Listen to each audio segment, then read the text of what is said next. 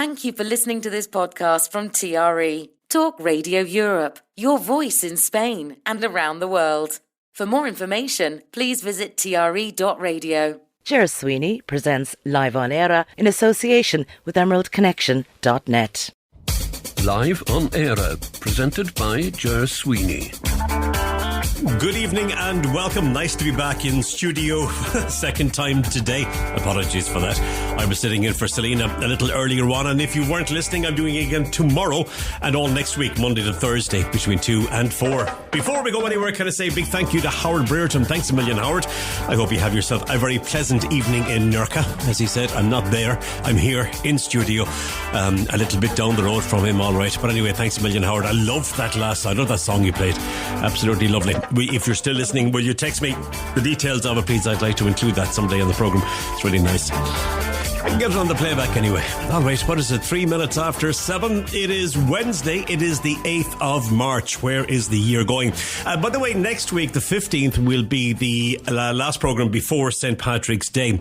And I'm going to be talking to the Irish ambassador in Madrid about some of the things that the Irish Embassy are involved with. So Ambassador Frank Smith joining me next week on the programme. I'm looking forward to that. As well as that, I have information from Benalmadena and I have information from other places in relation to what's happening for St. Patrick's Day. So I will impart that to you as well. And there'll be other bits and pieces on the programme as well. All righty. It's nice to kind of not do the same thing every year for St. Patrick's Day. I don't like to get into we're definitely going to be doing this and we're definitely going to be doing that. So that's what we're doing. So anyway, Ambassador Frank Smith with me. Now, we did have him last year and it's always nice at Christmas time and St. Patrick's Day. I make an effort to make connections and make contact with the embassy and have the ambassador join me if that is feasible, and it is this year as well. So I'm delighted with that. Now, what have we got for you this evening on the programme? Well, Patricia is back with us. I know. Yep, she's back. And if your name is Niall, or Neil, the Irish version of Niall, or maybe your surname, or you know somebody or somebody in your history had the surname O'Neill, well then, you might be interested in the story that Patricia has for you a little later on. It'll be happening in this particular hour of the programme. And in the second hour of the programme, I'm going to be talking to Dr. Paul O'Brien. And Dr. O'Brien is affiliated with Mary Immaculate College in Limerick. And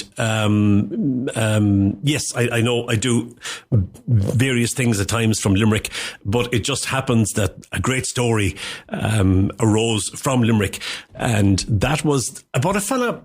If I have this right, a fella was walking down the street and he came across a skip, and in the skip were a number of what he considered to be very interesting boxes, steel boxes.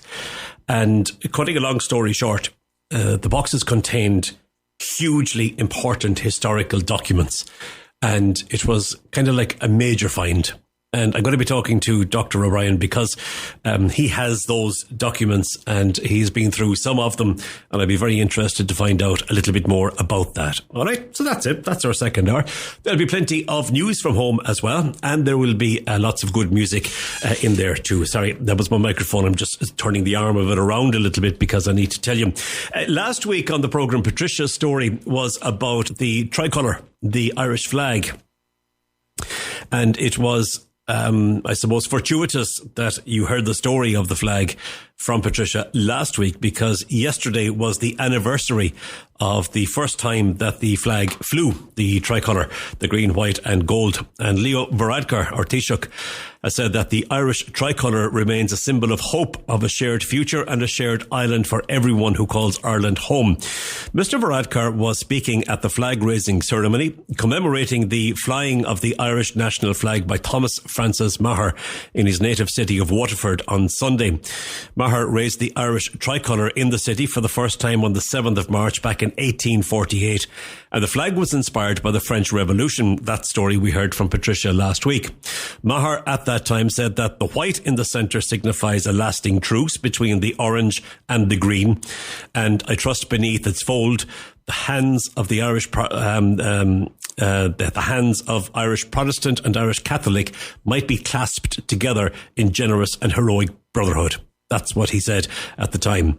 Now, the Taoiseach said that the flag was integral to our national identity. He said it espouses ideals of peace, inclusion and unity, which are so important in determining how we view and relate to one another on our island, in Europe and on the international stage. Marching bands paraded through Waterford on Sunday as part of the celebrations, and both defence and naval forces also took part in the events. And I saw some of the pictures online from it, and it looks like it has been, it was a lovely event. So well done.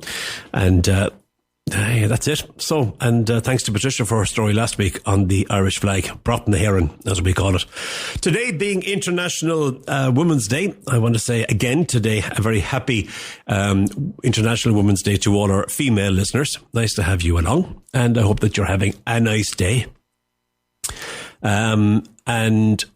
I suppose between 2 and 4 today on Selena's programme, I was sitting in, and all of the artists that I played were female, just to kind of row in with that idea. Now, the government has confirmed a referendum on gender equality will be held later this year. Proposals for constitutional amendments are to be published by the end of June, with the referendum due to take place in November. The government's intention to hold this referendum follows recommendations made by the Citizens' Assembly on gender equality 2 years ago. The recommended amendments to Articles 40 and 41 of the Constitution included the women within the home reference be deleted and replaced. It was also recommended that the Constitution, which has been in place since 1937, should refer explicitly to gender equality and non-discrimination. A special Oireachtas committee, I explained earlier, I mentioned this story earlier, and the Oireachtas is the joint houses, so the Seanad, or the Senate, and the Dáil, or Parliament. All right, so that makes up the Oireachtas. A special Oireachtas committee was established to consider the recommendations and the government response, and it concluded its work last December in announcing the planned referendum on gender equality and a time frame. The government has said that it will establish an interdepartmental group this month to agree on proposals. Taoiseach Leo Varadkar said that for too long, women and girls have carried a disproportionate share of caring responsibilities, being discriminated against at home and in the workplace, objectified, or lived in fear of domestic or gender-based violence. I am pleased to announce that the government plans to hold a referendum this November to amend our constitution to enshrine gender equality and to remove the outmoded references to women in the home, in line with the recommendations of the Citizens' Assembly and Gender Equality, Mr. Varadkar said. So there we go. Here's a song that I played a couple of weeks ago. It's a lovely, lovely, lovely song. I thought I'd give it a spin for you today as well. It's called Ships. Take a listen to it. Welcome to Live on Eire, the Irish programme. At the end of the pier, I stand so still, looking out to sea. I stare with longing, ships that sail, they seem to be free.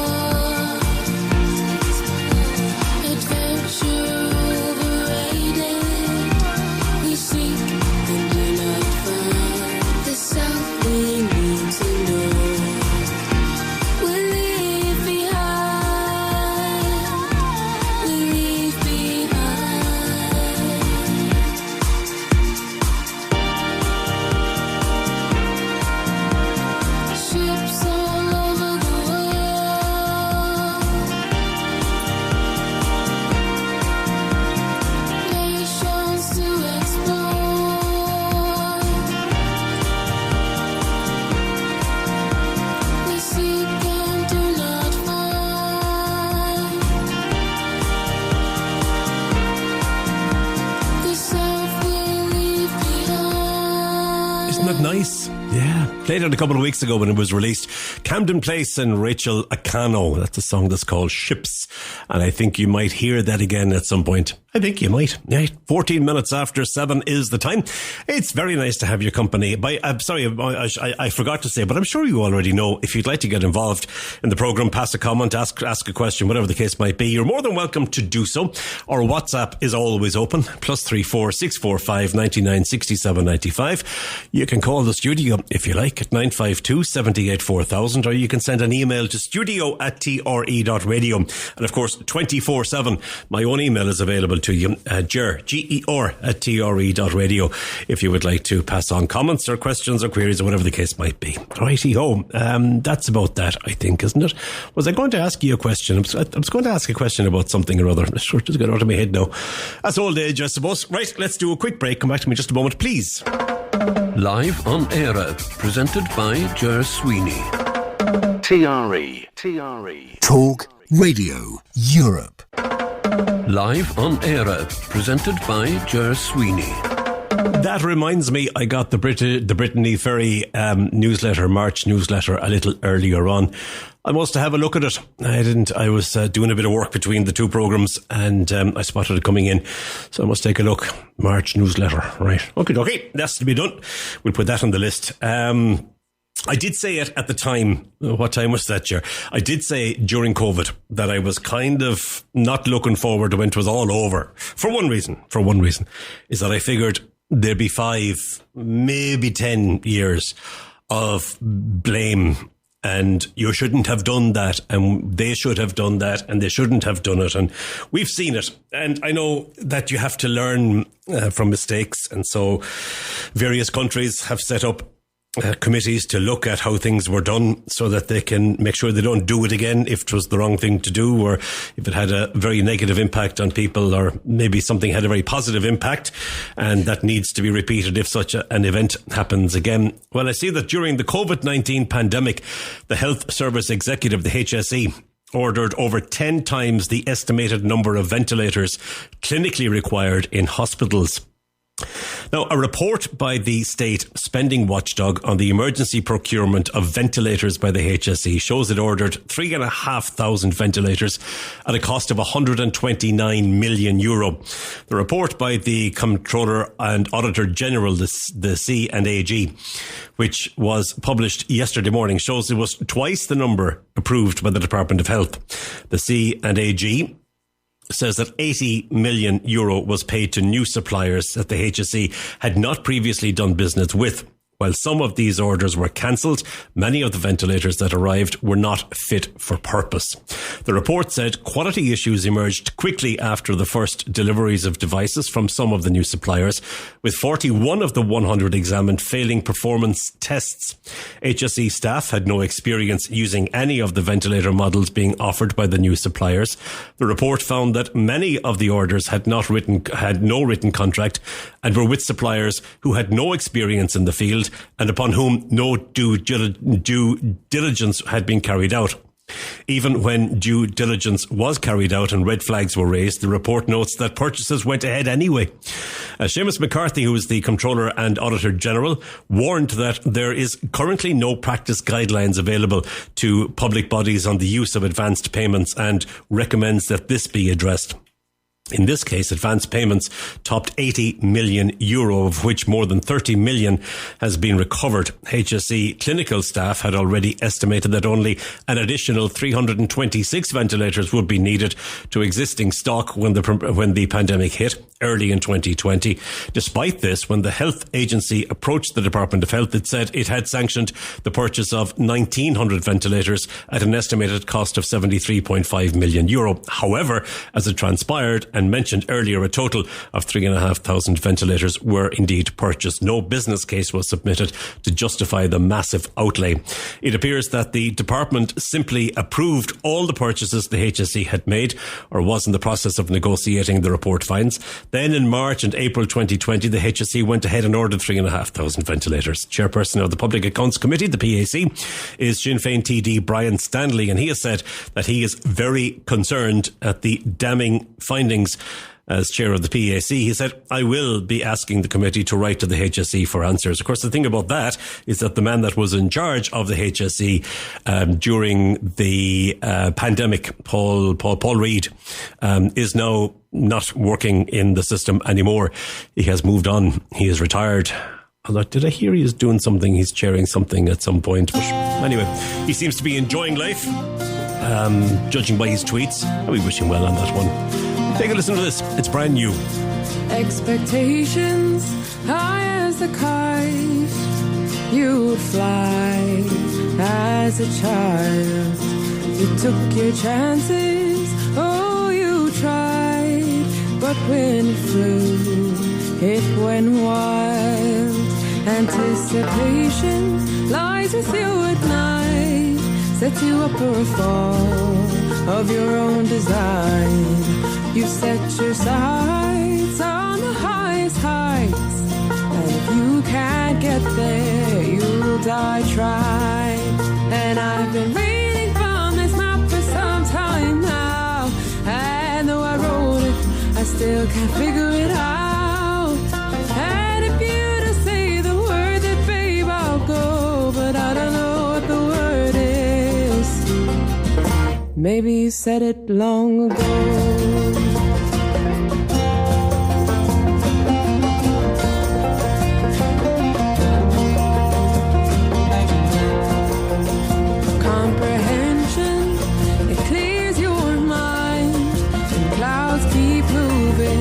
Across its sky, the more it shows you of what it hides, the more of your wonder gets left behind. There could be an explanation written in stone, it could tell me all I need to know. But stones get broken, oh, they change their shape, so you might as well write it in water, 'cause it's changing anyway. And I've been reading from this map for some time now, and though I wrote it, I still can't figure it out. Oh, if you just say the word, that babe, I'll go, but I don't know what the word is. Maybe you said it long ago.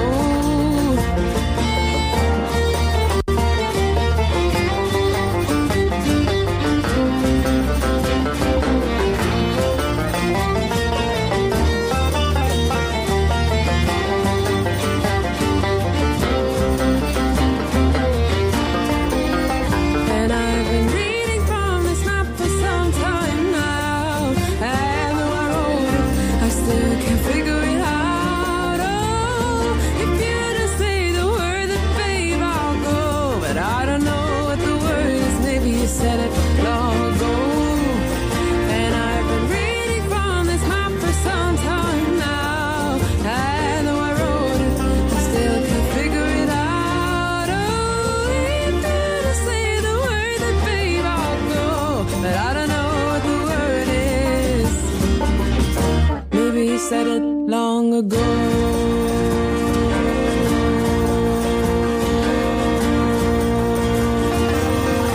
Her name is Lorraine Nash. Brand new music from her.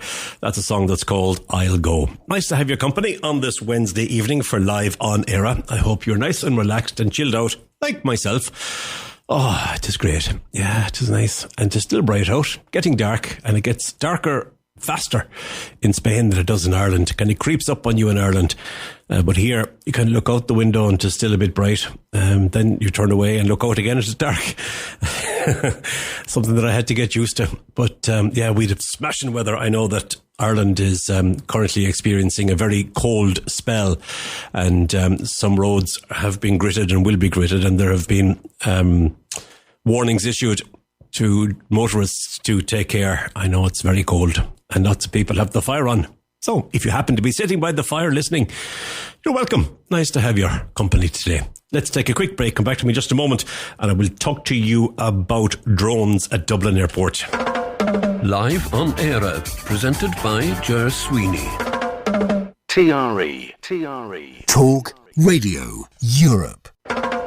Live on Eire, presented by Ger Sweeney. I took a little look at the newsletter from Brittany Ferries, actually, which arrived by email a little earlier on today. And they have a little feature there, which is great. Today, March 8th, is International Women's Day. And we wanted to take the opportunity to celebrate the women working on board and ashore to keep our ships running smoothly. From the garage to the engine room and from the deck to the services on board, women are well represented throughout our ships. But there's a great photograph, or a number of photographs here, and it's like something was being officially done, and it was. On the 22nd of February, Brittany Ferries celebrated Galicia and Salamanca with their godmother ceremonies. And I thought, what is godmother ceremonies? It's a long-standing naval tradition for new ships to be sponsored by a civilian, typically a woman. Now, with this honorific title, the cruise ship godmother is selected to bring good luck and protection to the vessel. And to mark our loyalty, the newsletter says, to Ireland, Rachel Duffy, who was the Rose of Tralee for 2022, became godmother to Salamanca. Isn't that nice? Yeah, that's lovely. Galicia's godmother is Maria Vadillo Ladrian. Originally from a small village near Madrid, she moved to Brittany at the age of 17, and between 2010 and 2015, she was vice president of the Regional Council of Brittany, in charge of tourism and heritage.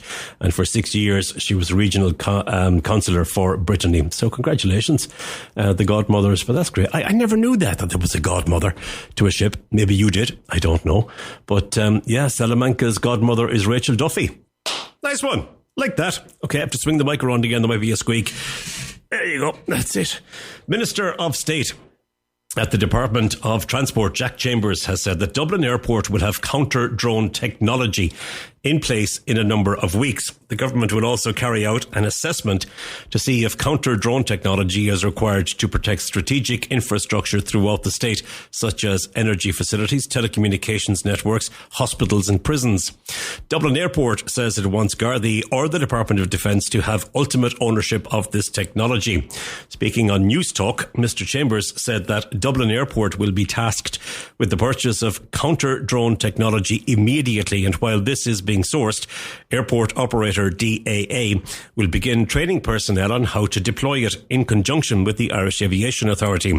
He said he expects the technology will be in place in a number of weeks, and that an assessment of whether there is a broader requirement for this technology in the state is due to be completed by the 1st of July. He said the advice of the Attorney General is that there is no need for new legislation to deploy this equipment, but that there may need to be a statutory instrument under existing legislation. He said the flying of drones near the airport had caused huge disruption. Indeed, it has. In response, Dublin Airport said it could not give an exact timeline to the introduction of this technology. However, DAA Chief Executive Officer Kenny Jacobs said that it is moving very quickly to introduce the system and that Dublin Airport will have it in place as soon as possible. Let's hope they put it in Shannon and Knock and Kerry and Cork and other airports as well as they move forward, as the man says. So that's it. Yeah, I saw something very funny actually, because as you probably know, if you were listening to the programme or if you've been keeping up to date with Irish news, this drone issue at Dublin Airport has been going on probably for about a month now.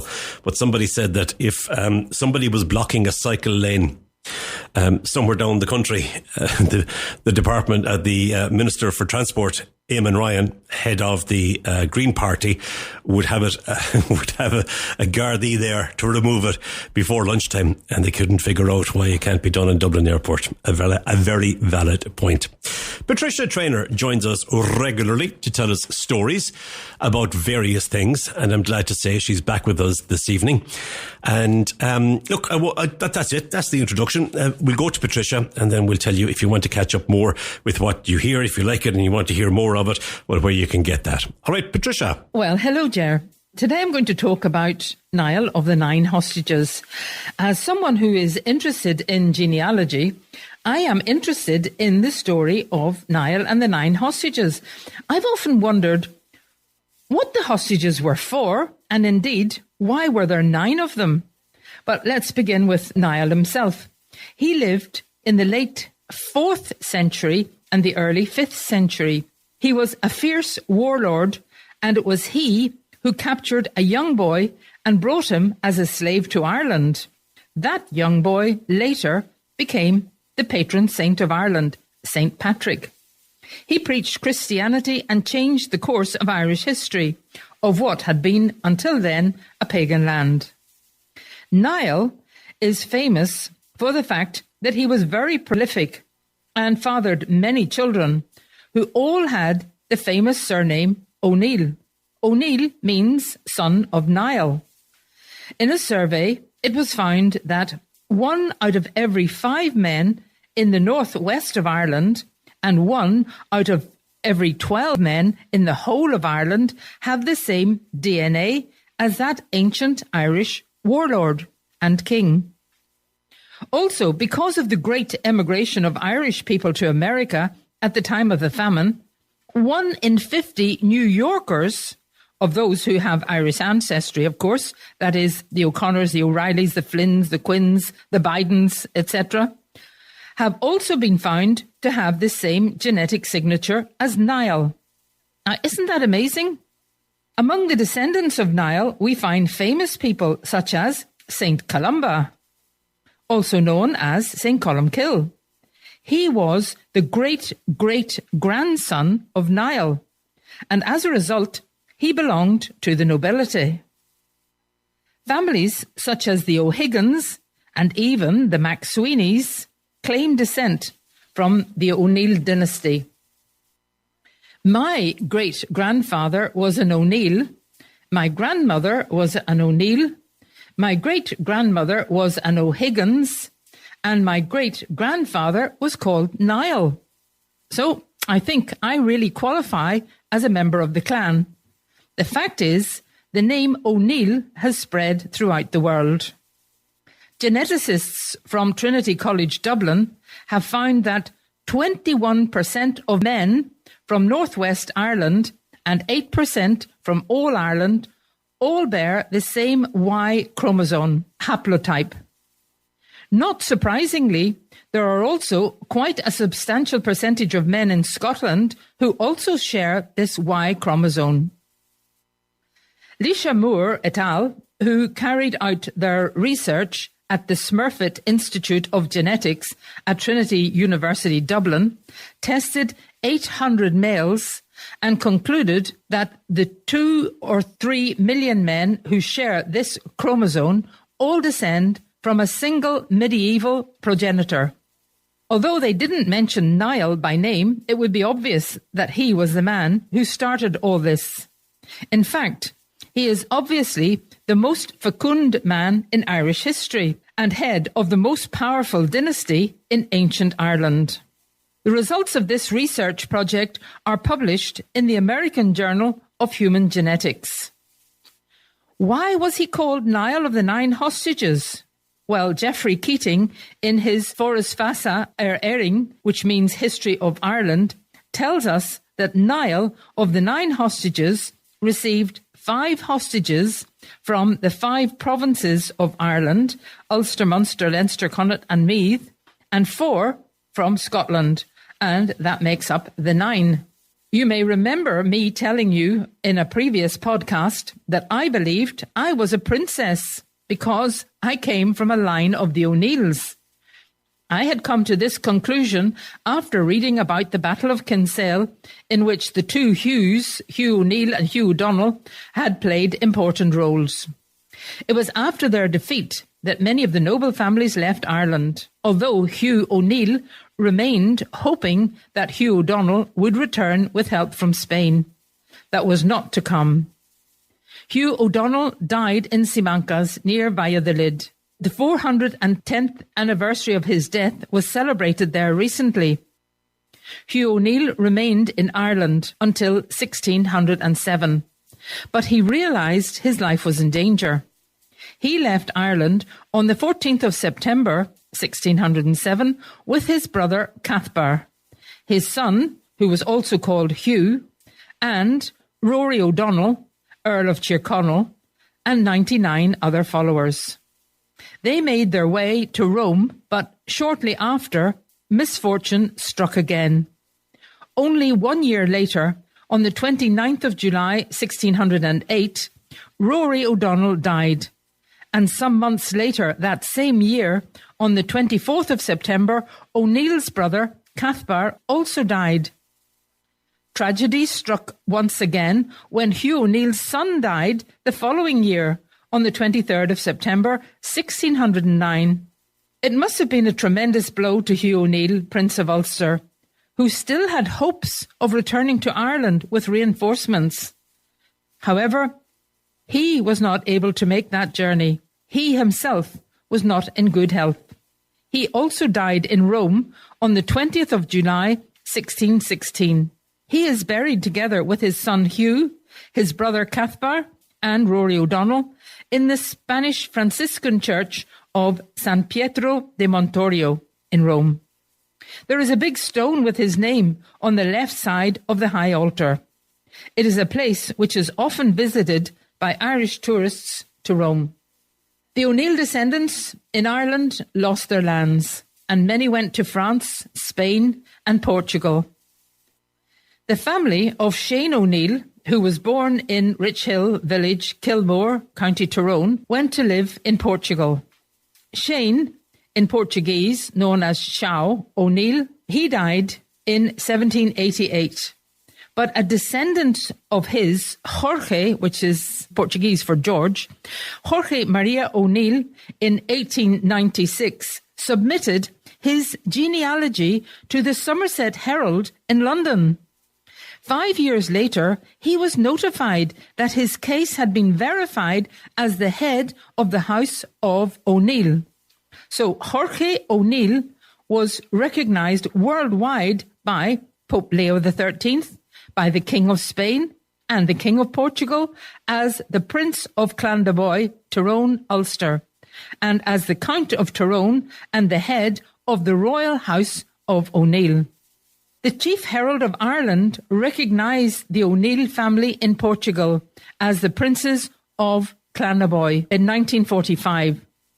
If only they had waited for a few more years, I might have been able to submit my own claim. But Jorge Maria O'Neill's son, Hugo Ricciardo O'Neill, is the present head of the clan, but he has not pressed his claim to the entire House of O'Neill out of respect for his O'Neill chief cousins and their own histories who are still living in Ireland. The coat of arms of the O'Neills is a red hand on a yellow background. The hand is the left hand, and the story behind it has many versions.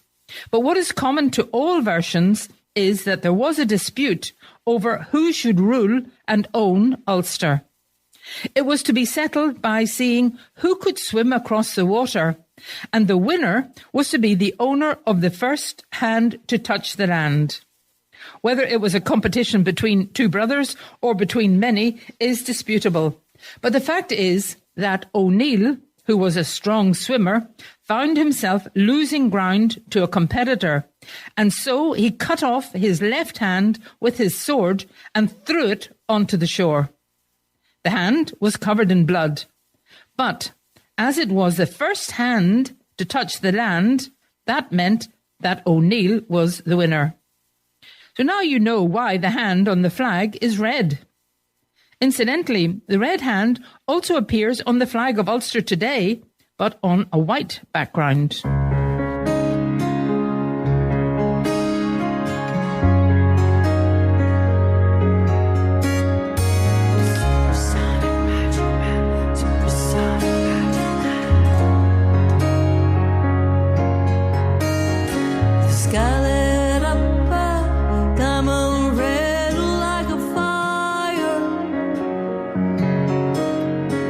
Holding me down and burning with my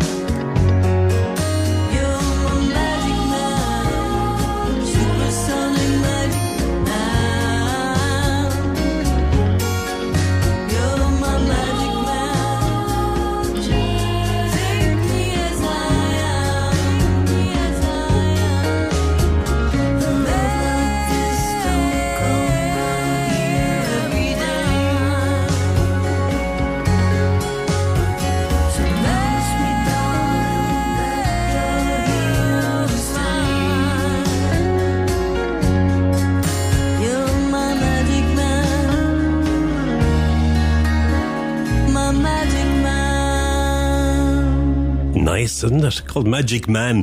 That comes from Leslie Dowdle from a number of years ago. I like Leslie Dowdle. I like what she does. Thank you to Patricia. The story of Niall and the 9 hostages. And as I said to you at the beginning of the programme, if your name is Niall or Neil or you're one of the O'Neills, now you know the origins. Fascinating character, wasn't he? Absolutely. Yes, I mentioned, I had to laugh when she referred to the story about when she thought she was a princess because she was from the O'Neill line. And that story that she told was very early on, maybe the second series, or maybe it was one of the stories in the first series that she told. And she was highly indignant and was being quite a diva at school because she was a princess. And I'm making reference to it to tell you, as I always do after the we take a listen to one of Patricia's stories, is that we have all of them available on podcasts and you can check them out. Just Google her name or Google the name of the podcast that we've given it is Stories of Ireland and the Irish by Patricia Traynor, TRAINOR. Wherever you get your podcast, you'll find it there. All right. And as I said, it was very early on, so it'll be in the first 10 anyway, for sure. And a great story it was. Look at the time, lads. Doesn't time fly? It is dark and has been dark for the last 10-15 minutes. I said it gets dark very early here. It does. I hope we find you well on this Wednesday evening. Let's do a very quick break. Come back to me just after that, and I'm going to tell you about the DART service, DART. It's the Dublin Area Rapid Transport. It's like a train, a subway, or kind of a commuter train that has been operating for a long time, but it's about to be extended. Live on Eire, presented by Ger Sweeney. TRE. Talk Radio Europe. Live on Eire, presented by Ger Sweeney. No, the government has approved a timetable for extending DART services to Kildare and Drogheda. Minister for Transport, Eamon Ryan, said that when the project is complete, the number of people living within 1 kilometre of a DART station will go from 250,000 to 600,000. He said the announcement highlights our commitment to invest in high-quality public transport and decarbonise Ireland's transport system. The rail project will transform the lives of people living in communities along the route, giving them a fast, reliable and frequent train service into Dublin.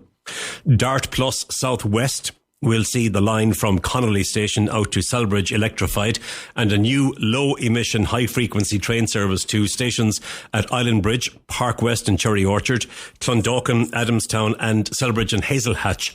There will also be a new station at Euston West.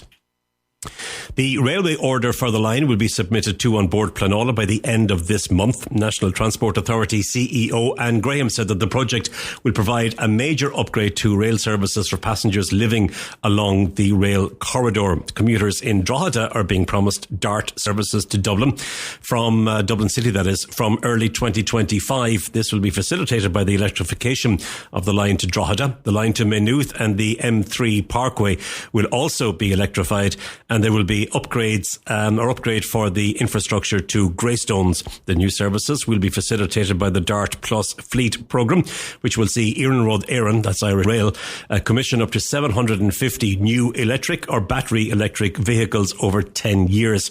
The biggest purchasing order in the history of the Irish public transport. The new trains will allow expansion of services while the lines are being upgraded, and greater accessibility and more dedicated wheelchair spaces. There will also be 4 bicycle spaces per carriage and charging points for e-bikes and e-scooters. Good news for the people of Drogheda and Kildare. The heart is a bloom. It shoots up through the stony ground, but there's no room. No space to rent in this town. You're out of luck. And the reason that you had to care, the traffic is stuck. You're not moving anywhere. You thought you'd found a friend to take you out of this place. Someone you could lend a hand in return for grace. It's a beautiful day. Sky falls, you feel like it's a beautiful day. Don't let it get away on the road. But you got no destination, you're in the mud, in the maze of her imagination. You love this town, even if that doesn't ring true. You've been all over, and it's been all over you. It's a beautiful day. Let it get away. It's a beautiful day.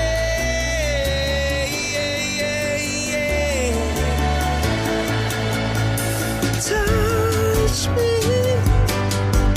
take me to that other place. Teach me love.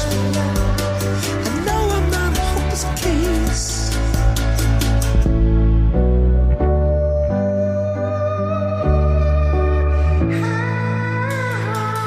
I saw the world as your blue room. I saw the seven seas swallowing the moon. East of fingers, north of Eden. Laughter is the evidence of freedom. I saw Adam asking Eve for a pardon. It wasn't a woman who threw God out of the garden. See the bird with a leaf in her mouth. After the flood, all the colors came out.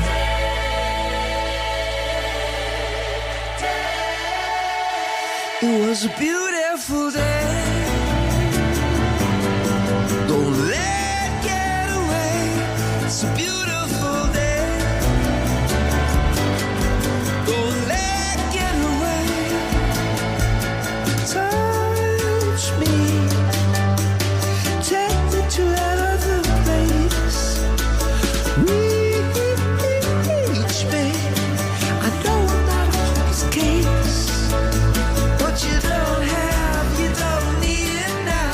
What you don't know, you can feel it somehow. What you don't have, you don't need it now. Don't need it now. It's a beautiful day. Don't let it get away.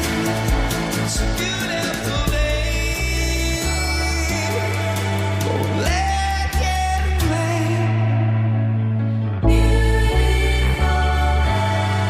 Don't let it get away. That's from the Songs of Surrender album, the reimagined songs from U2 from their 40-year history. That's a beautiful day. That's the latest of those to be released, and I like it. Lovely sound to it, isn't there?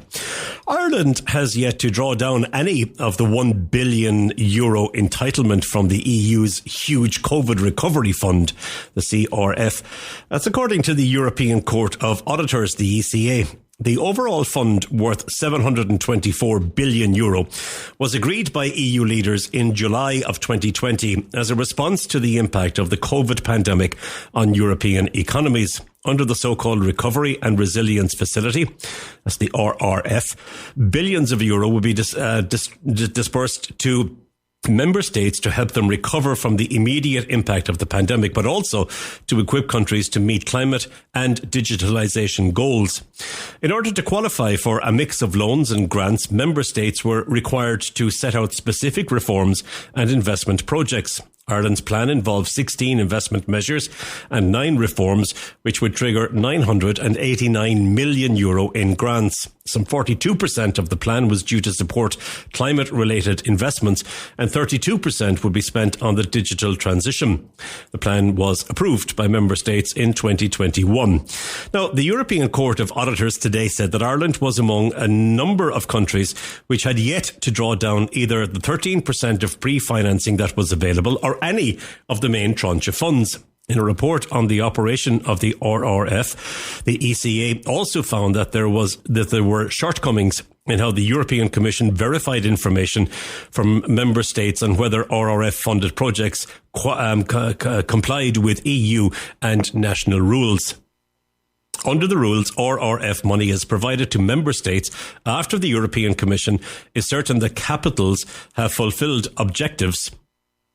agreed upfront in their national recovery plans through meeting milestones and targets. Now, according to the ECA President Tony Murphy, however, compliance with the EU and national rules such as these are those on procurement, state aid and eligibility is not a precondition for payment, unlike for other EU funding programmes such as the 7-year budget. Citizens will only trust new ways of EU funding if they can be sure that their money is being spent properly, Mr. Murphy said. Currently, there is a gap in terms of the assurance the Commission can provide for the EU's main pandemic recovery fund and the lack of accountability at EU level, he said. Most of the COVID fund, which is made up of €385.8 billion in loans and €338 billion in grants, was raised through the European Commission borrowing on the capital markets. The funds will need to be repaid by 2058. The report warns that non-compliance with EU and national rules and the spending of RRF funds constituted a serious risk to the EU's financial interests. There you go. There's no point now in playing another track because we're running out of time. We're heading towards news time. So let me tell you, about this. Minister for Education is expected to announce an inquiry into allegations of historical sex abuse in schools run by religious orders in Ireland. Norma Foley is bringing proposals for a survivor-led scoping inquiry to Cabinet. Last month, the Department of Education said it was important that survivors knew that there would be a serious response. It said that the government was considering how this could best be achieved, having regard to the ongoing Garda investigation and the wishes of survivors. In November, RTE Radio's documentary On One programme broadcast the account of two brothers who spoke about being sexually assaulted on the Blackrock College campus, which is one of a number of schools run by the Spiritan, formerly the Holy Ghost congregation. Then Taoiseach Micheál Martin said that that there would be a public inquiry which would be a victim-led process. Mark Ryan, one of the two brothers who detailed the sexual abuse they suffered as children at Blackrock College on the RTE documentary, said that he welcomed news of the scoping inquiry. Mr. Ryan told RTE News that he felt it was a positive development and that Minister Foley was sincere. He said Minister Foley had spoken to him and his brother on the phone on Friday last and informed them of the imminent announcement.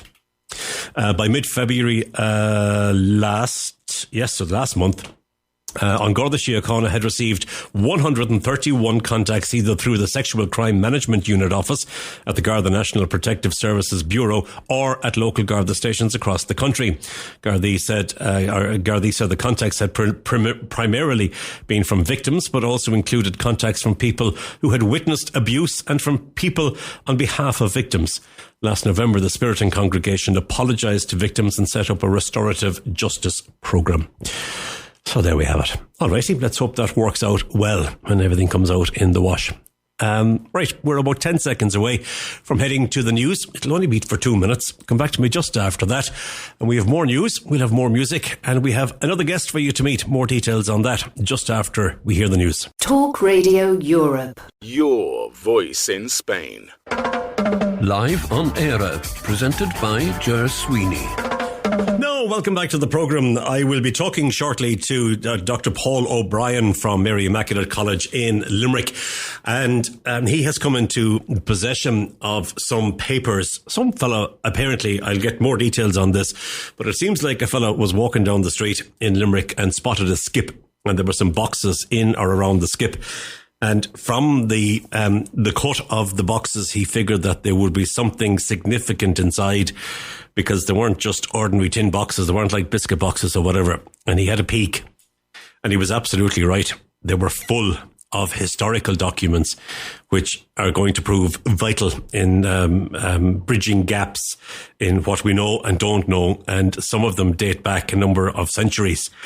And Dr. Paul O'Brien, being a historian, couldn't believe his luck when he came into possession of these. So he has these, and I'm going to be talking to him about them, and we'll find out maybe a little bit more about the story as to how they were found and so on and what they relate to.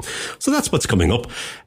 Throughout that, if you'd like to get in contact, you're more than welcome to do so. You can send a WhatsApp to +34 645 99 67 95. You can send an email to studio@tre.radio, and because I'm in studio, you can call 952 78 4000, but I won't be taking any phone calls, obviously, while I'm talking to Dr. O'Brien.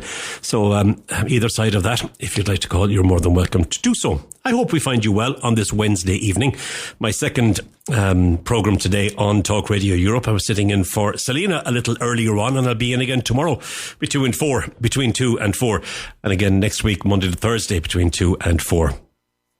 Something that is big news in Ireland was confirmed yesterday when it was announced that the ban on evictions will not be extended beyond the end of this month, under proposals agreed at Cabinet. It follows discussions between the government party leaders and the Minister for Housing, Ger O'Brien, on Monday night. The government has returned to its original plan on this politically contentious issue, but some renters will be able to stay in homes until June because legislation is already in place to end the ban on a phased basis. Opposition parties have already criticised the government's approach, and there were bruising encounters in Dáil Éireann a little earlier on today because of it. Sinn Féin spokesperson on housing, Owen O'Brien, has described it as shameful and cruel, adding that it will lead to more people becoming homeless. The Minister for the Environment, Climate, Communications and Transport has said that the rationale for not extending the eviction ban is to ensure that it does not have the opposite effect of protecting people in the rental market. Eamon Ryan said maintaining the measure could act as a deterrent for people renting properties and resulting in the market contracting and rents going up. The Green Party leader said that the coalition leaders discussed putting in new provisions to protect renters. Mr. Ryan said that the measures include giving renters the first refusal if somebody is selling a property where they are in situ, or for an approved housing body to take on the property and operate it as a cost rental type housing solution. Minister Ger O'Brien brought a detailed memo to Cabinet yesterday morning as the government began work on the package for both tenants and landlords, which will be developed over the coming months. Social housing targets are also likely to be updated, and social home purchases for landlords will be increased to 1,500 this year. We have not heard the last of that particular story. As I said, the Dáil was in ructions a little earlier on today, and I'm sure it is going to continue for a little while to come. Didn't get a chance to play this last week, and I thought I might. It's new from Lydia Ford. It's called Sink or Swim. When I wake up, I'm still half asleep. I've been having bad dreams. Can't figure out what they mean. And I'm heading right for the deep end. You know it could be worse. That's what everyone likes to pretend. When it rains, it pours on my head. When it rains, it pours. I can't keep getting away with this. Throwing mud and hoping that it might stick. I can feel it all over my skin. Now I can just sink or swim. Now I can just sink or swim. I can just sink or swim. Now I can just sink or swim.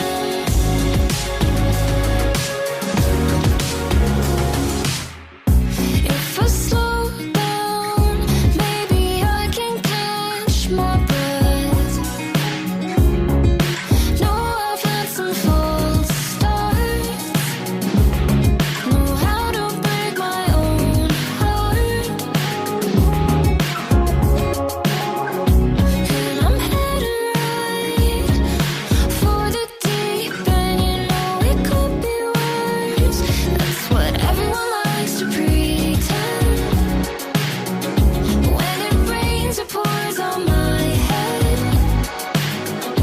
When it rains, it pours. I can't keep getting away with this. Throwing mud and hoping that it might stick. I can feel it all over my skin. Now I can just sink or swim.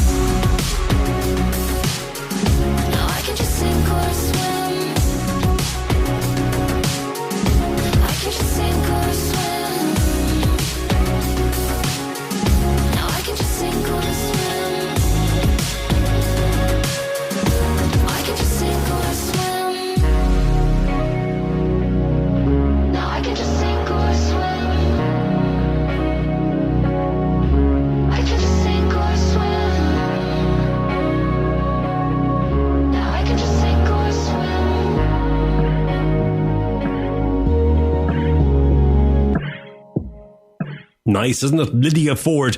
Nice sound to that. It's called Sink or Swim, brand new from her. As I said, hoped to play it last week, but just didn't quite get there. Now, what have we got for you? Yes, the Data Protection Commissioner has rejected criticism that her office is too soft on big tech firms, saying that the evidence flies in the face of such claims. Publishing the Commission's annual report, Helen Dixon also expressed concerns that there has been a breakdown in communication with Twitter's Dublin office. The annual report shows that the Data Protection Commission concluded 17 large-scale inquiries last year and imposed record fines in excess of €1 billion. The bulk of the penalties related to Meta, the parent company of Facebook, Instagram and WhatsApp. 2/3 of the fines issued across Europe last year, including the EU, EEA and UK, were issued by the DPC on foot of detailed and comprehensive investigations, a fact that underlines both the outsized role and exceptional performance of the organisation in effectively holding those guilty of non-compliance to account, Ms. Dixon said. In some cases last year, European authorities ordered the DPC to increase its fines against social media companies, which led privacy campaigners to accuse the Irish watchdog of being too soft on the big tech firms. Ms. Dixon said that the system in its current form had created something of a legal maze that requires constant navigation, building an ever more complex landscape for litigators. She added that the system often does not serve individuals well as a result of the way in which it's constructed. The Data Protection Commissioner said that she was concerned that Twitter had rolled out its Twitter Blue paid subscription plan in the European Union without consulting her office. I think this week we have seen something of a breakdown of communication with the Twitter office in Dublin, Ms. Dixon said. When Elon Musk took over, a new feature of the service, such as subscriptions for the blue tick, were announced. We were assured that these would not be rolled out in the European Union market, and we would have an opportunity to engage with Twitter in Dublin before it was rolled out. But this is no longer the position. The blue tick subscription is now rolling out in Europe, so we are urgently made contact with Twitter's data protection officer in Dublin. We need to understand what decision-making the Dublin office has gone through, what assurances it has satisfied itself are there in terms of protection of EU personal data in this context. It's a concern that this feature has rolled out without any engagement with our office, she said. The Commissioner would not comment on the EU's decision to ban TikTok from official devices, nor would she give an opinion on whether the Irish government should consider similar measures. Broader matters of espionage go beyond what we would be looking at in terms of compliance with GDPR, Ms. Dixon said. Her office is carrying out 2 investigations into TikTok. One relates to the processing of children's data, which should be concluded in around 3 months' time. The other inquiry is looking at the transfer of personal data by TikTok to China. In terms of the investigation into transfers to China, that is now significantly advanced, she said. Last year, the government announced plans to appoint 2 additional data protection commissioners, but the roles have not yet been advertised. Tis all about the protecting of the data, isn't it? Indeed it is. This is an unusual song. It's new. It's called The New York Trader, and it comes from the band called Lankum, Lankum. To the New York trader I did belong. She was fit for sea, both stout and strong. Well manned, well rigged, well fit for sea. Bound for New York in America. On the 4th of March we did set sail, all on a sweet and a pleasant gale. With hearts undaunted we set for sea, bound for New York in America.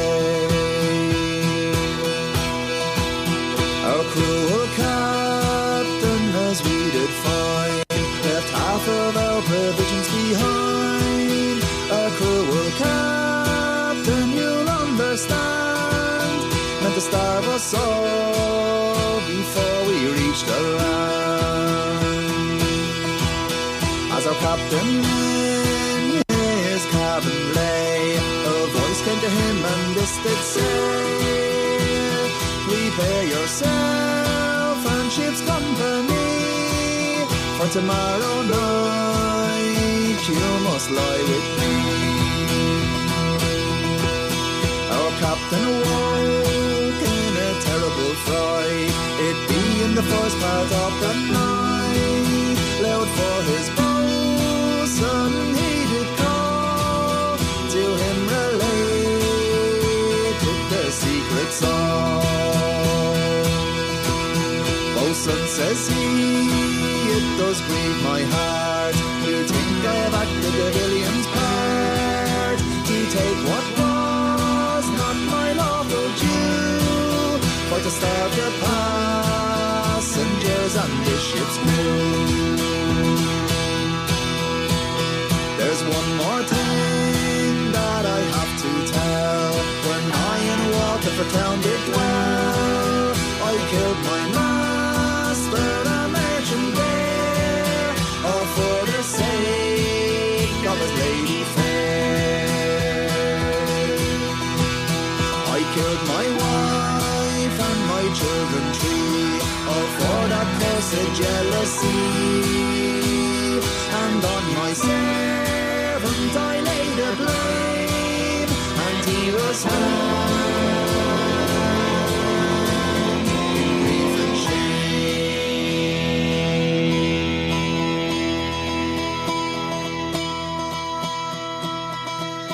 Oh, Captain, Captain, if that be so, pray let none of the ship's crew know,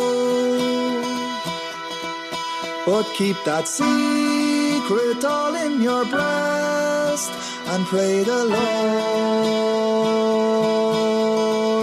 may grant you rest.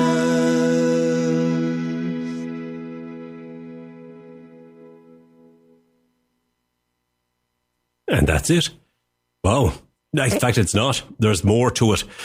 But I'm not going to let the second part of it play for the very simple reason is that we'll run out of time. The whole thing takes quite a while. You can check it out. It's called The New York Trader. It comes from Lankum, Lankum. It's what they call themselves. Alrighty.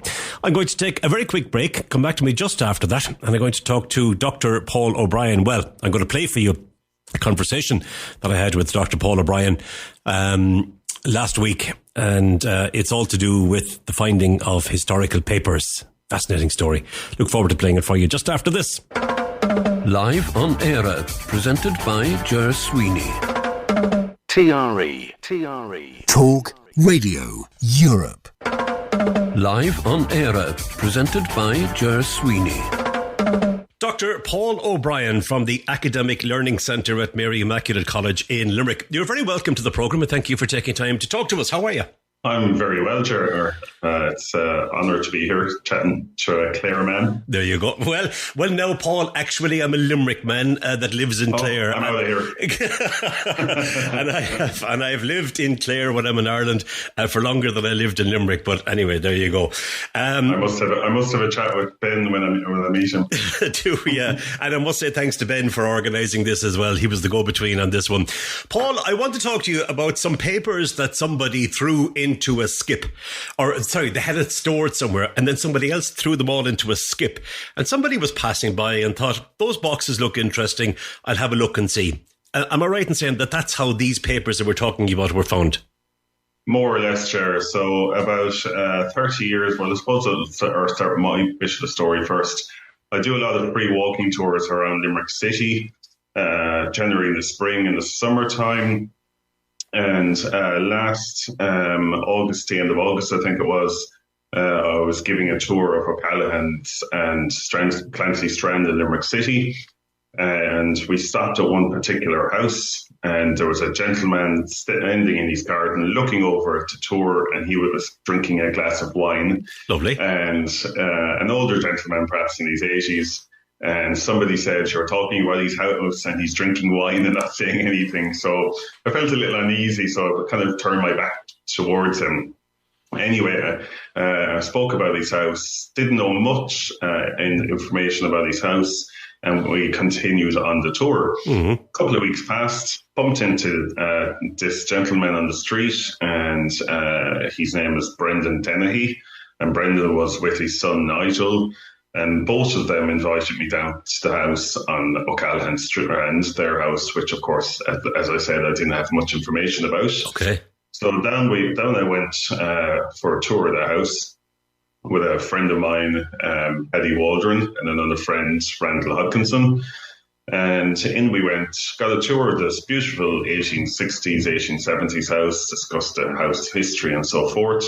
And as we were about to leave, Brendan said, Paul, in my own house, as it turned out, that house we were in there and then, that's his son's house, he said, in my own house on the Ennis Road, or the North Circular Road rather, I have something you might be interested in. He describes this archive, and I kind of thought, that's interesting. A few weeks passed anyway, and we went to view the archive, Randall and myself, and I was utterly, as I still am, shocked with what Brendan presented to me. So just to take up the part of the story about the skip. So Brendan is a retired accountant and a very, very accomplished artist, I must say as well. But Brendan worked in the city for many years. He's businesses in there, which his son has now taken over. And he said that he got a phone call about 30 years ago. It was about 91, 92, I think. A tip-off, as he called it, right, that a particular house or building on O'Connell Street, 74 O'Connell Street, was being emptied out. Okay. I believe there was a restaurant go into the basement, into the cellar. So he went over, and the contents of the cellar were on the footpath and ready to go into the skip. So Brendan recognised straight away the importance of the collection. So when I say the contents, many of you might have seen the photograph in my office a few weeks ago. So the contents are black tin or metal boxes. They're fireproof boxes. The boxes themselves are very interesting because they mostly came from London and mostly date from about 1830 to about 1870 when they were created. Wow. Each box, nearly each box has a family name or a big house name embossed on the side of it. So straight away, Brendan, knowing his Limerick history, thought, these are important. These should be going into a skip. So he kind of rummaged through a few of the boxes, realised they were full of important documents and manuscripts and keys to family vaults and things like that, would you believe? And he thought, these can't go into the skip. If these go into the skip, they're lost forever. Yeah. So he quickly arranged to collect his car, packed his car with the boxes that he could manage to fit into the car, dropped them out to his house on the North Circular Road, turned the car around and came back into the city. But by the time he got back to the building, perhaps an hour or two later, all the rest of the boxes were gone. Oh. There was no sign of anything. The building was locked up. There were no builders. There was no skip. There was no boxes. There was no anything. Just a scene of normality, if you like. Very sadly, Jerry, he reckons that he only managed to save about 20% of the collection. So 20% at the moment, I suppose that equates to, give or take, 30 boxes. So the remaining 80%, hundreds of boxes, went probably into the skip, as they often do, or into the furnace. These days, very sadly, they go into professional shredding services. Yuck. The contractor comes in and they shred everything on site or off site in a secure location. Back then, everything goes to landfill or everything goes to the furnace. So that part of the story, speaking as a historian, is very, very sad. However, the 30 boxes probably equate, I would guess, to maybe probably 300,000 plus individual documents. So take every letter, in a bunch as an individual document. So that would be a conservative guess at the moment. So Brendan knew the collection was very important. He recognised the names on the boxes, the Earl of Limerick, the Stafford O'Briens from Cratloe Woods, Donat O'Brien from Dromoland Castle, other O'Briens from Cahermoyle, William Smith O'Brien from Cahermoyle in County Limerick. the Vereker family, who are Lord Gort up in Loch Cutra there, outside Gort in County Galway, and so forth. And of course, he said one of the boxes he recognised straight away was the Arthur box. And of course, Arthur's Key, merchant family synonymous with the emergence and development of Georgian Limerick, and certainly with industrial Limerick. Right. So what did he do with the boxes? He brought them out to his house. He had every intention of going through them. However, he opened the first few and he thought, this is a mammoth task. I'm a young man, I have a family, I have a business, I have a lovely wife, I have a house to mind, and so forth. Right. So I suppose life just got in the way, and he deposited them into the attic of his house. And when Randall and I went out about, must be just under 2 weeks ago now, we were in the attic, and we kind of thought, we had seen a few of the boxes, and we kind of thought there's no way he could not have looked into these boxes. They're so interesting. Right. So interesting.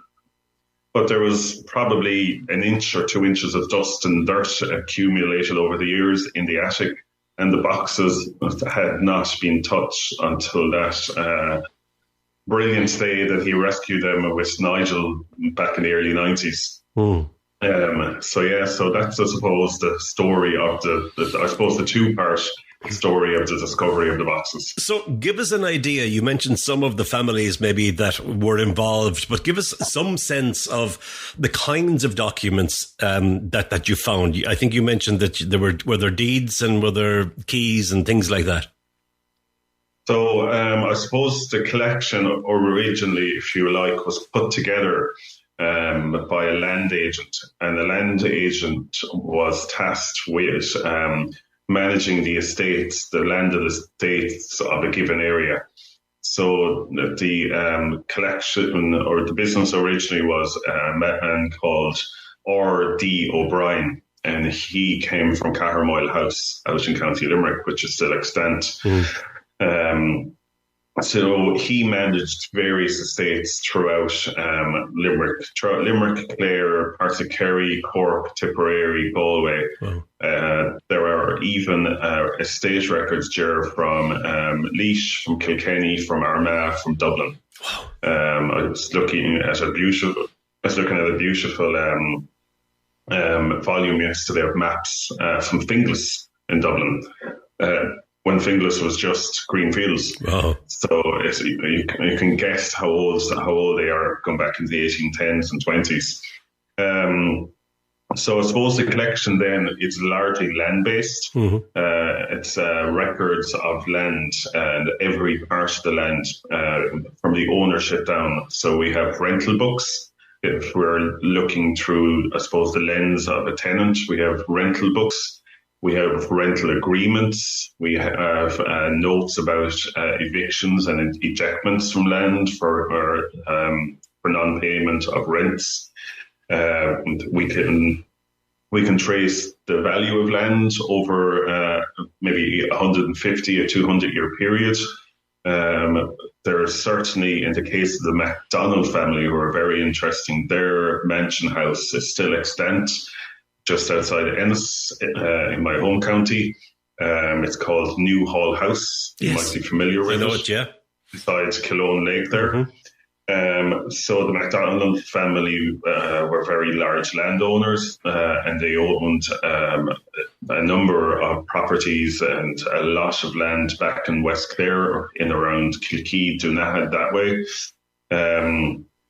There is a bunch of copies of leases and deeds to their properties, and the date range 1675 right through to about 1910. Now, I believe that family has died out. As such, there's no immediate family members that I know of. Obviously, there's descendants, but no direct family line members. For instance, today, Ger, after our interview, I'm travelling down to West Clare, and there's a house in Dunaha called Liscrona, which was the MacDonald family summer lodge, if you like, overlooking the Atlantic. And the current owners bought the house about 10 years ago, and they've been looking for information about the interior of the house. So I posted on West Clare Facebook history page there a few weeks ago a little snippet of the builder's accounts from that house. Wow. So I have it here in my office somewhere. So I got chatting then to the owners, and I am going today with Paddy Waldron down to the house, and I'm going to bring with me the 6-page handwritten builder's account of the house. So, for instance, the glass came from Dublin. Wow. The decorative ironwork was made by the Harrison Lee Foundry in Limerick. Cost £3. The entire house cost £3 to build. It was designed by the very famous, £3,000. I was just, yeah. 3,000. It was designed and built by the very famous James Payne, the architect based in Limerick. Of course, he's very famous, commissioned as Dromoland Castle. So it's very interesting. We know they were hauling stones from a quarry in Luped for the foundations. So this is that one 6-page handwritten document, one of a kind, doesn't exist anywhere else. We can trace the cost of the building right down to the tiles in front of the front door. Incredible. And those tiles are still there today. That's fantastic. So that's, I suppose, the type of detail, fine detail that's in the collection. However, in the MacDonald box as well, we know that all of the townlands and all of the lands that the family owned as landlords, as merchants, we have a full list, I think practically a full list of all their tenants over a period of about 110 years. Okay.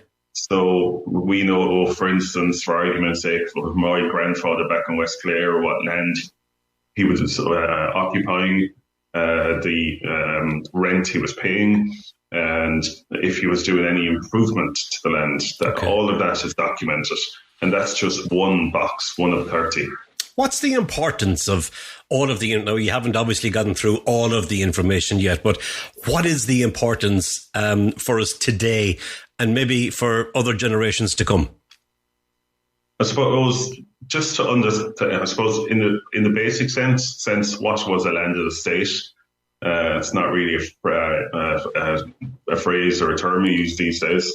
So what was a landed estate and how it worked and how it functioned? Most people in Ireland will know stories of landlords and the landlord class and so forth.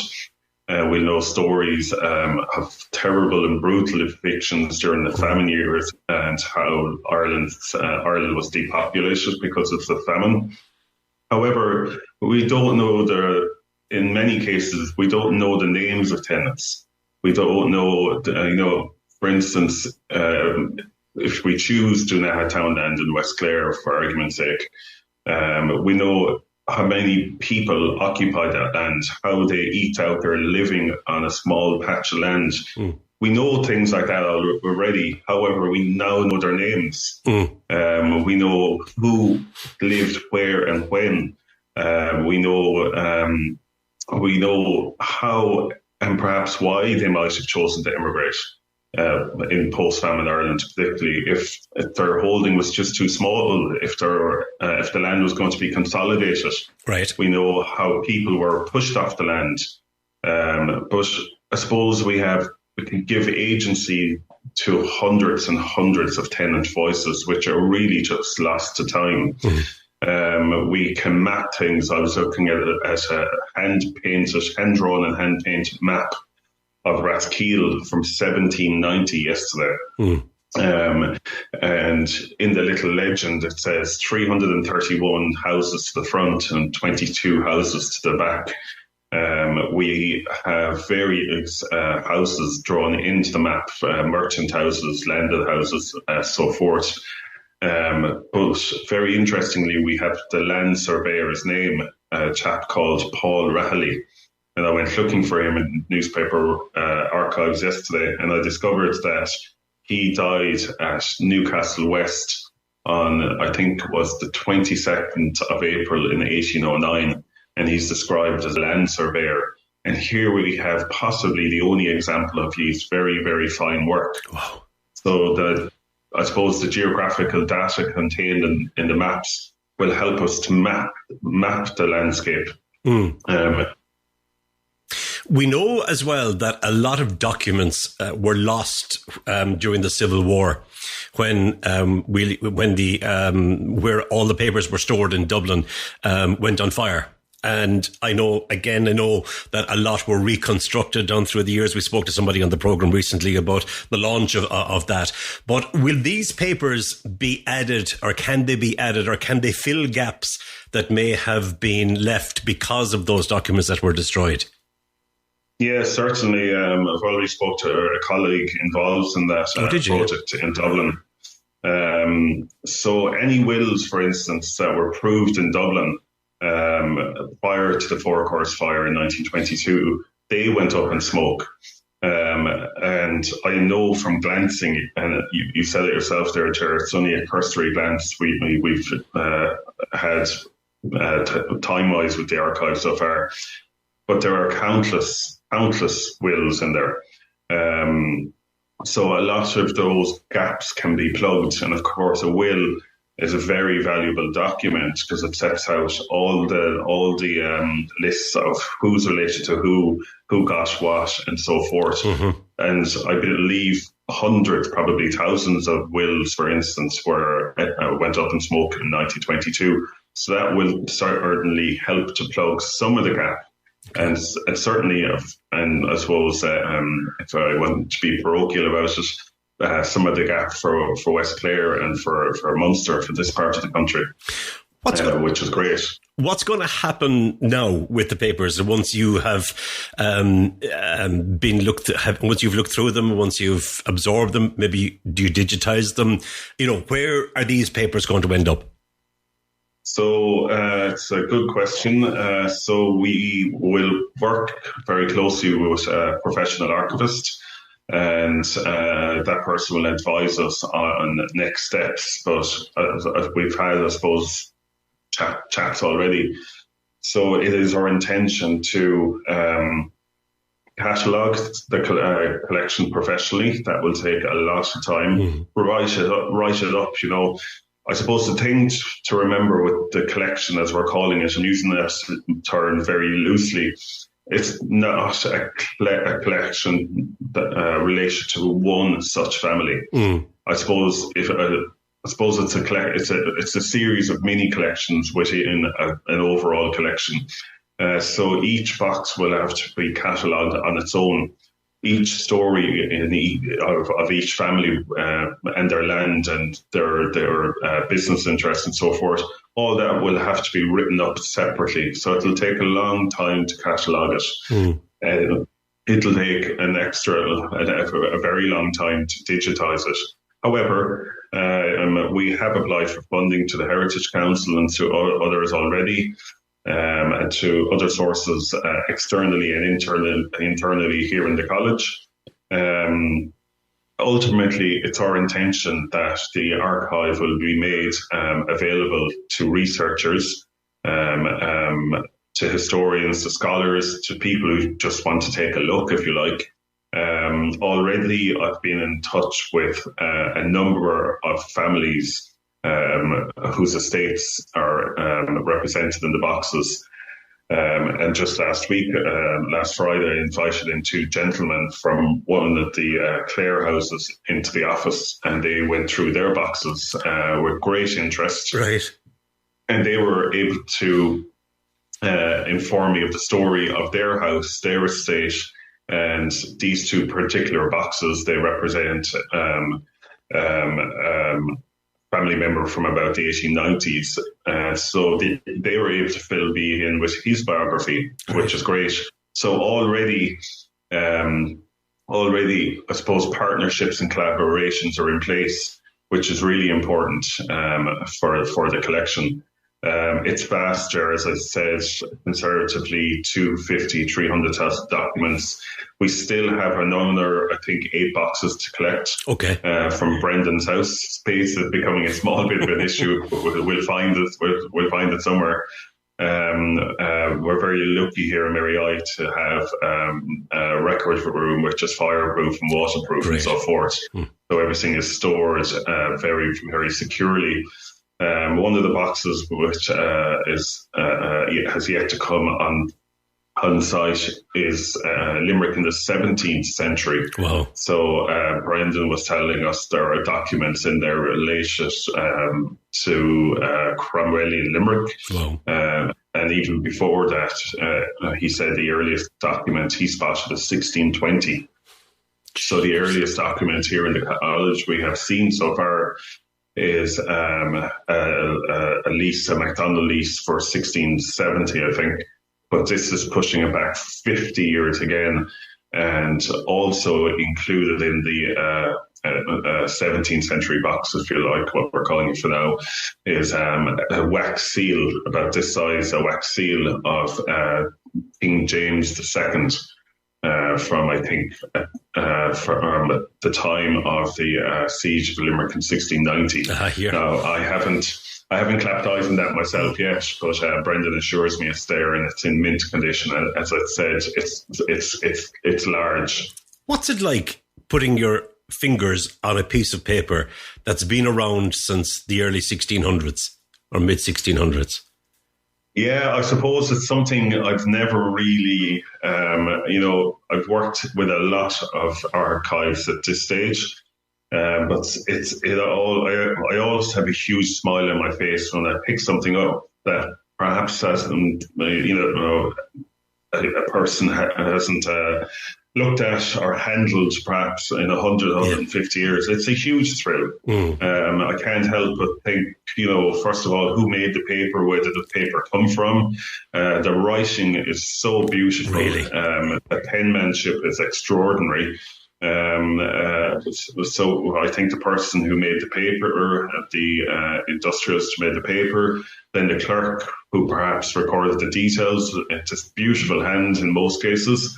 And I think what trouble did this document perhaps cause? Or if it's lost, what trouble did it cause because it has been lost over the years?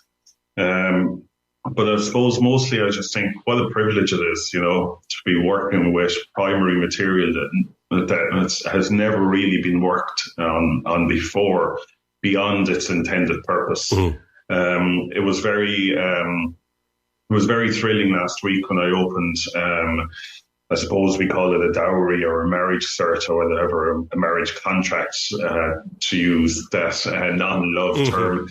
So we unfolded a marriage contract dated from 1803, an enormous document about the size of a sheet of paper and a flip chart on its side, every square inch of it written on. And at the very end, we have 3 wax seals. Okay. And it's a legal document. It's a contract, a marriage contract. And I believe that if the document didn't have the wax seals, it wasn't considered official or legal. Right. These days we have sworn affidavits and things like that. But the wax seal, one of the wax seals was the Arthur family, who obviously played such a prominent role in public life in Limerick City and built half of it. So there's this wax seal and a name, Thomas Arthur Esquire, 1803. And you're just holding that going, it's a marriage contract. It's pretty, I suppose, generic in its content. However, it was never made for public consumption.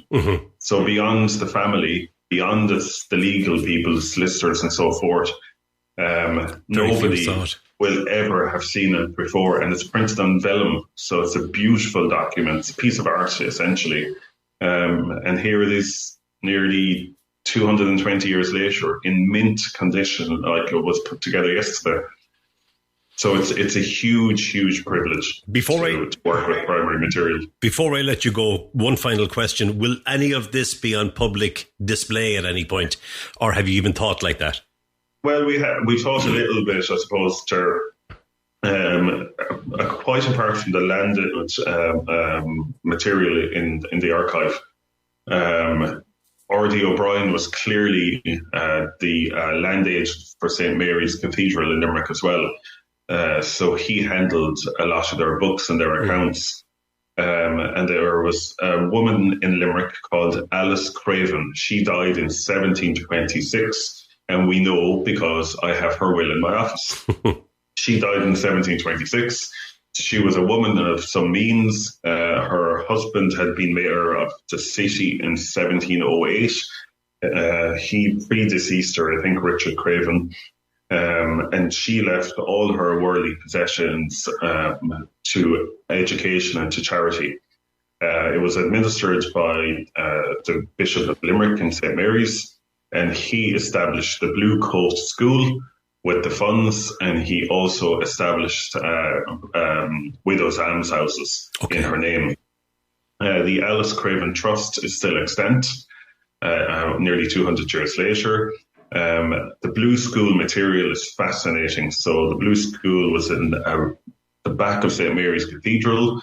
The room is still there, but the material is so rich that I can tell you what colour the skirting boards were painted. Wow. What colour the uniforms were, where the material for the uniforms are purchased in the city, how much the caretaker was paid for sweeping out the room once a week, where the salary of the teachers, where the teacher's horse was parked, if you like. So all that material is in there. So with that, we early days yet, but we would hope perhaps to have an exhibition of the Blue School material in the Blue School room in St. Mary's Cathedral sometime in the next 6 months. Well, we look forward to it. So it's great. All right. Just one final thing, sure. Sorry, I meant to say it. In one of the boxes, there's an envelope. And in the envelope, written on the envelope, it says keys to vaults. Oh, yes. Two very large keys.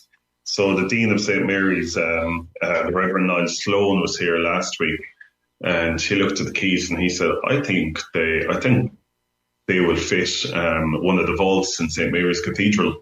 And there are actually only about 4 or 5 vaults in the cathedral. So we are going down, I think, next week. Brilliant. With Nigel Dennehy, the son of the guy who found the archive, Nigel's wife and his 2 sons, who are history nuts. Oh. And they've been, the people down in St. Mary's have been, I suppose, oiling the locks of the mausolea down there.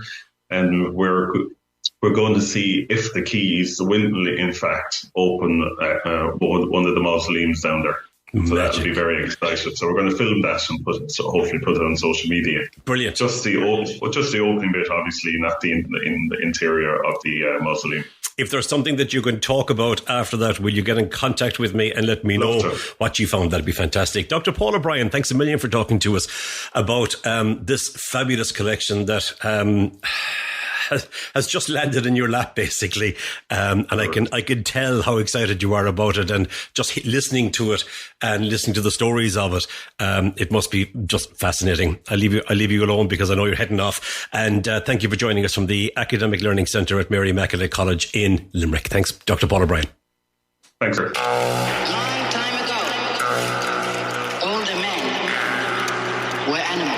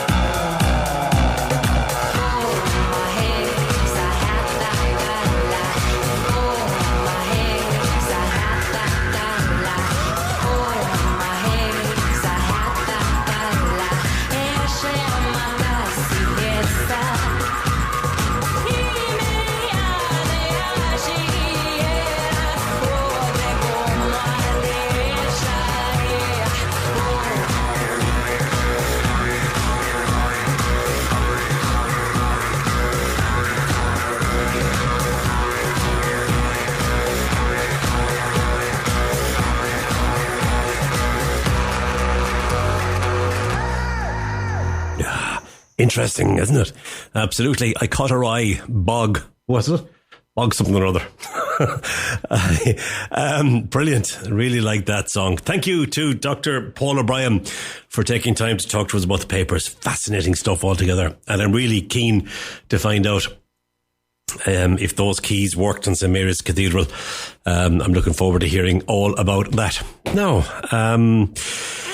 next week, by the way, I told you this earlier, but just in case you've joined me, next week I'm going to be talking to Ambassador Frank Smith, the Irish ambassador to Spain, because St. Patrick's Day will be coming up 2 days after next week's programme, Friday the 17th. So I'm looking forward to the conversation. I know that the embassy is involved with a number of things happening, not just in Madrid, but other places as well. So we'll kind of get a sense and a flavour of what's happening when we speak to Ambassador Smith next week. I'm also hoping, and forgive me for this, it's just the way things have happened. There's a new book after being released about marching bands in Limerick.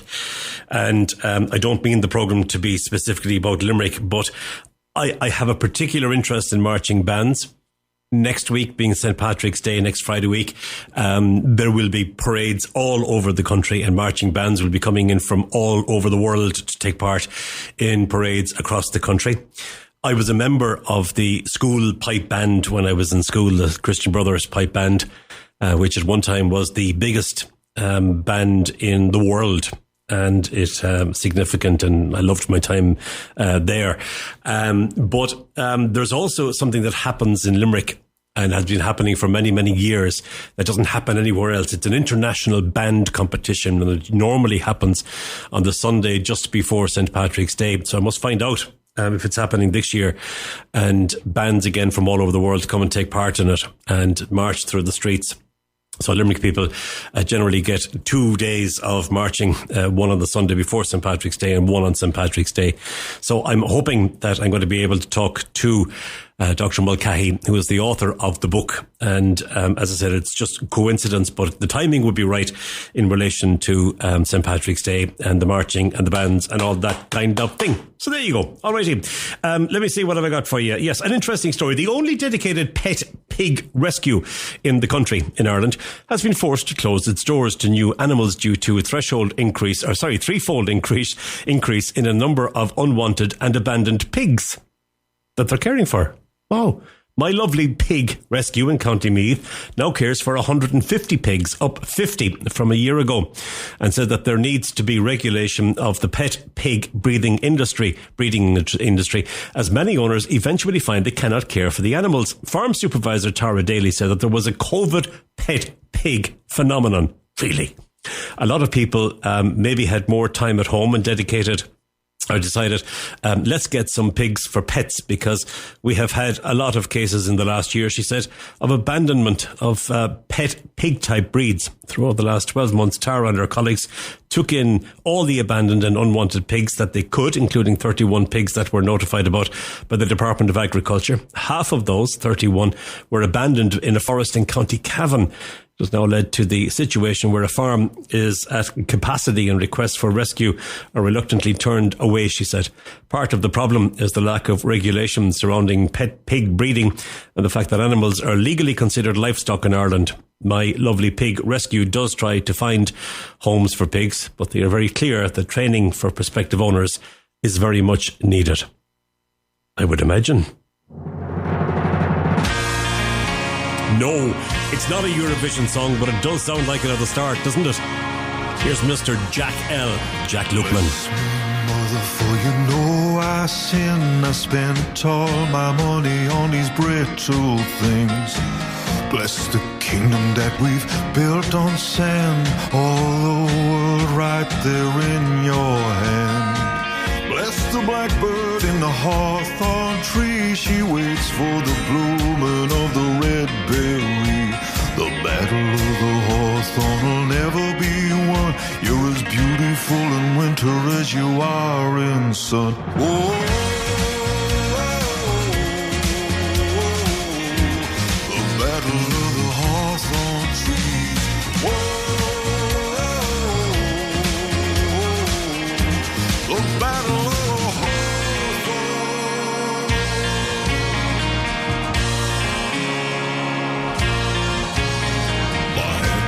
shaking in your mind. the shivering fields with your fresh pressed thistle and St. Bridget's cross, the lily white sky, pillow of moss. My love, she gave to me the jewels of her mind, and I hung them on the branches, frozen in time.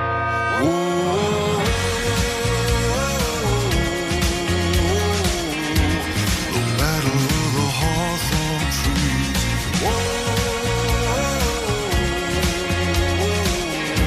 The battle of the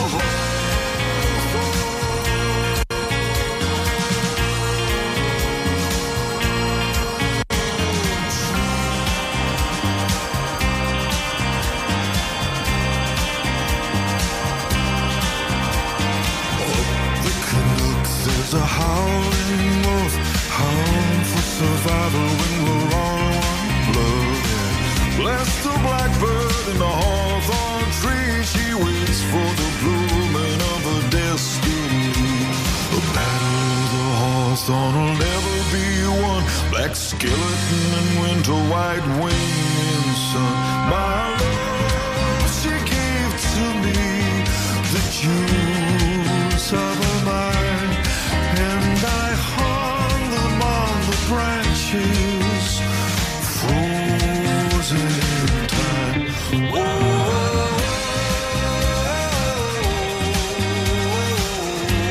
The battle of the hawthorn tree. That's wonderful, isn't it? Jack Lukeman, the song called The Battle of the Hawthorn Trees. That is my lot for this evening. Thank you to Patricia Traynor for her story about Niall of the Nine Hostages, and to Dr. Paul O'Brien from Limerick talking about those lost papers which are now found. Thanks as always to our Spanish-Irish cultural advisor on the programme, Antonio Sierra, for his continued work. And thank you for listening. I do hope you'll join me again next week, but I'm back tomorrow if you fancy, in the afternoon between 2 and 4. From me, Ger Sweeney. Look after yourselves. Bye-bye now. Ger Sweeney presents Live on Eire in association with emeraldconnection.net.